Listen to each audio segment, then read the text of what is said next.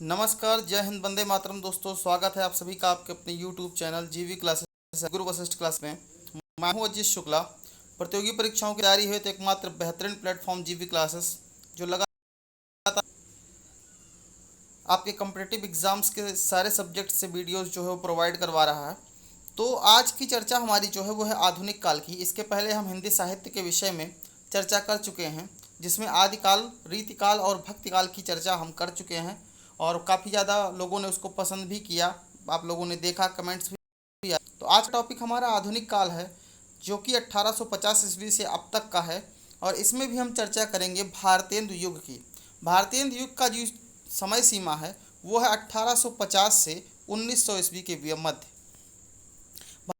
भारत जी की अगर हम बात करें, हरिश्चंद्र जी, इन्हें हिंदी साहित्य के नवजागरण का अग्रदूत कहा जाता है। प्रश्न अगर बनता है कि हिंदी साहित्य के नवजागरण का अग्रदूत किसे कहा जाता है, तो भारतेंदु हरिश्चंद्र जी को कहा जाता है। सेकंड पॉइंट हमारा इसमें है कि नवजागरण सामाजिक चेतना, भक्ति भावना, श्रृंगारिकता, प्रीति निरूपण एवं समस्या पूर्ति आदि भारतेंदु युग की प्रमुख प्रवृत्तियाँ थीं। तो ये जो खासियत नवजागरण के समय में भारतेंदु युग की, वो यही सारी थी कि उस समय सामाजिक भावना, श्रृंगारिकता पर भी जोर देना था, रीति को भी लेकर चलना था, लोगों में देशभक्ति की भावना भी जागृत करनी थी। तो इन सारे मुद्दों को विषय बनाया गया भारतेंदु युग के समय में, और इसका पहला श्रेय जो जाता है वो भारतेंदु हरिश्चंद्र जी को ही जाता है। भारतेंदु युग में भारतेंदु को केंद्र में रखते हुए अनेक कृति साहित्यकारों का एक उज्ज्वल मंडल प्रस्तुत हुआ, जिसे भारतेंदु मंडल के नाम से जाना गया। तो एक बनाया गया था जिसे भारतेंदु मंडल के नाम से जाना गया। इसमें अनेकानेक कवि थे, तो उनकी भी चर्चा हम यहाँ पर करेंगे। भारतेंदु के समान रचनाकार जो है भारतेंदु मंडल में थे। इस मंडल के रचनाकारों ने भारतेंदु से प्रेरणा ग्रहण की और हिंदी साहित्य की श्री वृद्धि का काम किया। यानी एक मंडल के अंतर्गत सारे कवि जो हैं वो जुड़ करके भारतीय हिंदी साहित्य को बढ़ाने में और उसको एक नई पहचान देने में कार्यरत थे उस समय। भारतेंदु मंडल के प्रमुख जो रचनाकार हैं वो निम्नलिखित हैं। कौन से रचना से थे जो भारतेंदु मंडल में थे? उनमें सबसे पहला नाम भारतेंदु हरिश्चंद्र जी का है। पंडित प्रताप नारायण मिश्र, बद्री नारायण चौधरी प्रेमघन, बालकृष्ण भट्ट, अंबिका दत्त व्यास, राधाचरण गोस्वामी, ठाकुर जगन मोहन सिंह, लाला श्रीनिवास दास, सुधाकर द्विवेदी, राधा कृष्ण दास आदि। तो ये कौन है? ये भारतेंदु मंडल के प्रमुख रचनाकार हैं। भारतेंदु मंडल के रचनाकारों का मूल स्वर जो है वो नवजागरण था। नवजागरण की पहली अनुभूति हमें भारतेंदु हरिश्चंद्र की रचनाओं में मिलती है। तो इस युग के जो कवि थे वह नवजागरण के, यहाँ पर हम देख सकते हैं छठा पॉइंट हमारा जो है, तो नवजागरण को यहाँ पर मुख्य आधार बनाया गया और लोगों में देशभक्ति, राजभक्ति की भावना का विकास हुआ। साहित्य के द्वारा जन तक काव्य को पहुँचाने का प्रयत्न किया गया। पहले जो कविताएं राजा महाराजाओं और बड़े लोगों के लिए हुआ करती थीं वो अब जन जन का काव्य बन चुकी थीं। तो भारतेंदु हरिश्चंद्र जी के पिता का नाम गोपाल चंद्र गिरिधर दास था, जो अपने समय के प्रसिद्ध कवि थे। सातवां पॉइंट हमारा है, भारतेंदु युगीन नवजागरण में एक और राजभक्ति तो दूसरी ओर देशभक्ति दोनों देखने को मिलती है। राजभक्ति का मतलब उस समय अंग्रेजों का शासन था तो उनकी भी चर्चा होती है, और देशभक्ति यानी देश को आज़ाद कराने से संबंधित बातें भी हमको भारतेंदु युग की रचनाओं में मिलती हैं।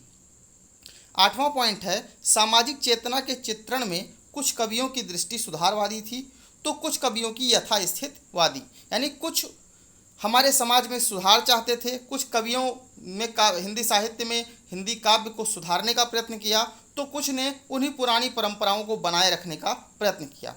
नौवां पॉइंट है, भारतीय युग में नारी शिक्षा, विधवाओं की दुर्दशा, छुआछूत आदि को लेकर सहानुभूतिपूर्ण कविताएं लिखी गईं।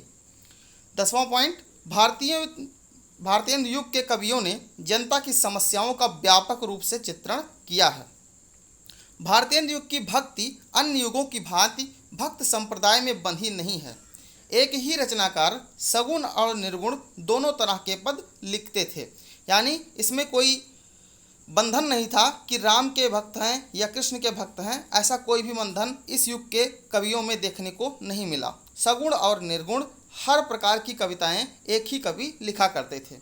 12वां पॉइंट हमारा है, इस युग में निर्गुण और सगुण भक्ति में सगुण भक्ति ही शाखा की बात की जाए तो सगुण भक्ति शाखा ज़्यादा प्रभावी थी, और अगर सगुण भक्ति में बात की जाए तो कृष्ण भक्ति जो है वो अधिक संख्या में रचे गए। 13वें पॉइंट की बात करेंगे तो भारतीय युग में कवियों ने श्रृंगार चित्रण में भक्तिकालीन कृष्ण काव्य परंपरा, रीतिकालीन नखसिख नायिका भेदी परंपरा, उर्दू कविता से संपर्क के फलस्वरूप प्रेम की वेदनात्मक व्यंजना को अपनाया। यानी इस समय में सभी जितने भी कालखंड हुए हैं उनकी रचनाओं को समेटने का प्रयत्न किया गया, सबको जोड़ने का प्रयत्न किया गया और एक नया स्वरूप प्रदान करने का प्रयास किया गया। 14वां पॉइंट है, भारतीय युग के कवि, सेवक, सरदार, लक्ष्मीराम आदि ने रीतिकालीन पद्धति को अपनाया। अगर प्रश्न ये पूछता है कि रीतिकालीन पद्धति को अपनाने वाले निम्नलिखित में से कौन से कवि थे, तो सेवक, सरदार, लक्ष्मीराम का नाम अगर आता है तो आपको टिक कर देना है। 15वां पॉइंट देखेंगे, रीति निरूपण के क्षेत्र में सेवक, सरदार, हनुमान, लक्ष्मीराम वाली धारा सक्रिय रही। 16वां पॉइंट आपके सामने है, इस समय देखेंगे ध्यानपूर्वक।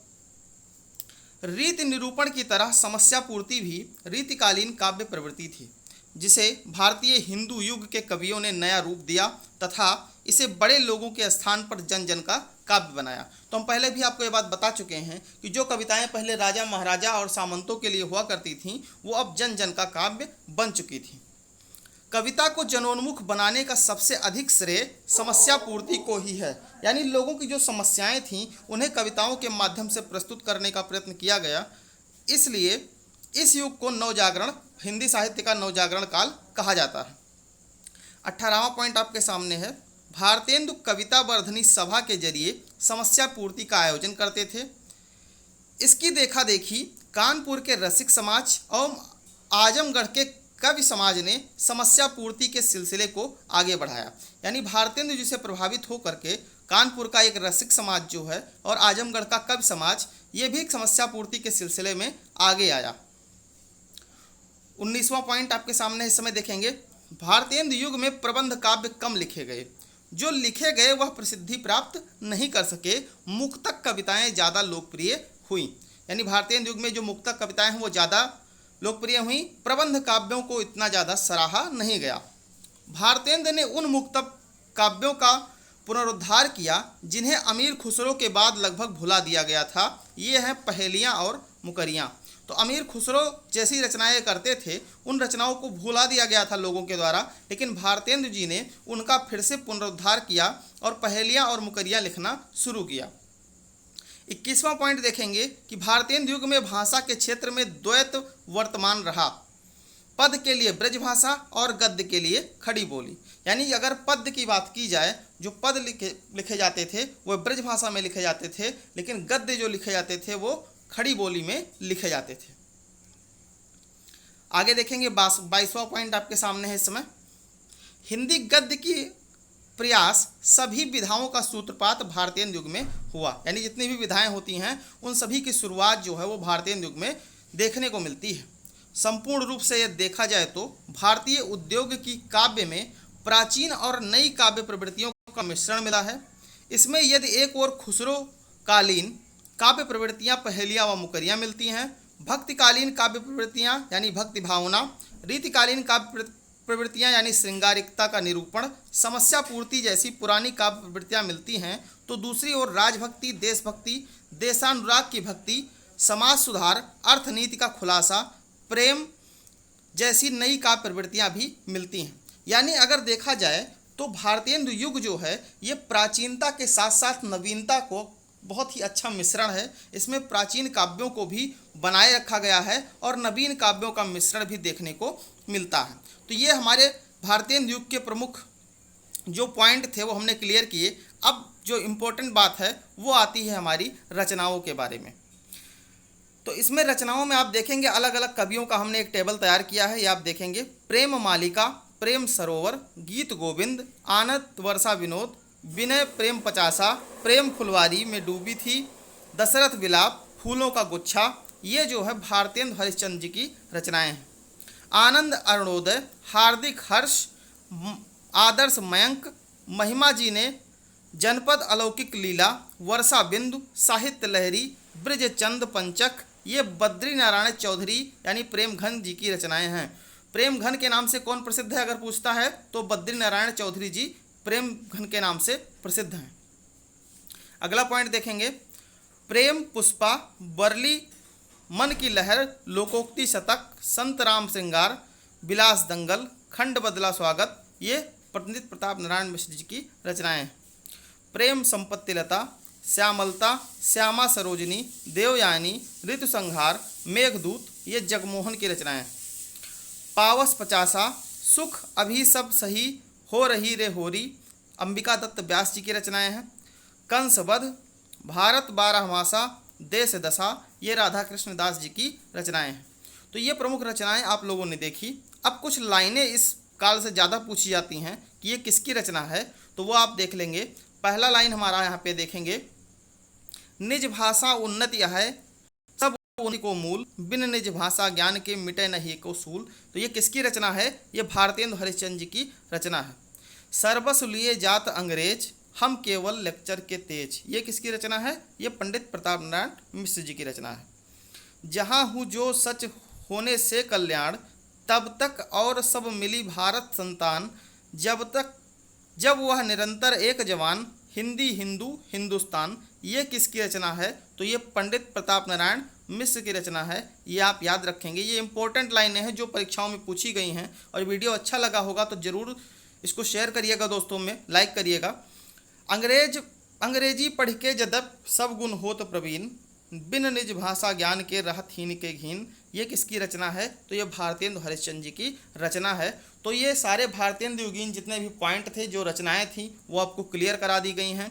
और अगला वीडियो हमारा द्विवेदी युग का रहेगा, तो बने रहेंगे हमारे साथ। चैनल पर नए होंगे तो सब्सक्राइब करेंगे, दोस्तों में शेयर करेंगे। वीडियो अच्छा लगा होगा तो लाइक ज़रूर करिएगा। और हाँ, एक कमेंट आप करिएगा, जय हिंद, ये ज़रूर आपको कमेंट करना है, जिससे क्या होगा कि हमें एक सपोर्ट मिलता है और हमें लगेगा कि हाँ, निश्चित तौर पर आप लोग काफ़ी ज़्यादा वीडियोस को पसंद कर रहे हैं। एक देशभक्ति की भावना आपके मन में होनी चाहिए। हमें हिंदी को एक आगे तक ले जाना है, एक नए शिखर तक ले जाना है। आज अंग्रेजी के इस समय में लोग अंग्रेजी को ज़्यादा महत्व दे रहे हैं, तब हम हिंदी को, हमारा दायित्व बनता है कि हम हिंदी को एक नया स्वरूप प्रदान करें, हिंदी लोगों तक पहुंचाएं, हिंदी को लोगों के बीच में लेकर के जाएं, जिससे हिंदी का ज्ञान, हिंदी व्याकरण का ज्ञान, हिंदी के इतिहास का ज्ञान, यह सभी में होना बहुत ज़रूरी है आजकल के विद्यार्थियों के लिए। और दूसरी बात, कॉम्पिटिटिव एग्जामों में हिंदी से प्रश्न जरूर बनते हैं, तो अगर आप वीडियोस लगातार देखते हैं तो निश्चित तौर पर आपका हिंदी से संबंधित जितना भी प्रश्न बनेगा वो आप आसानी से कर ले जाएंगे।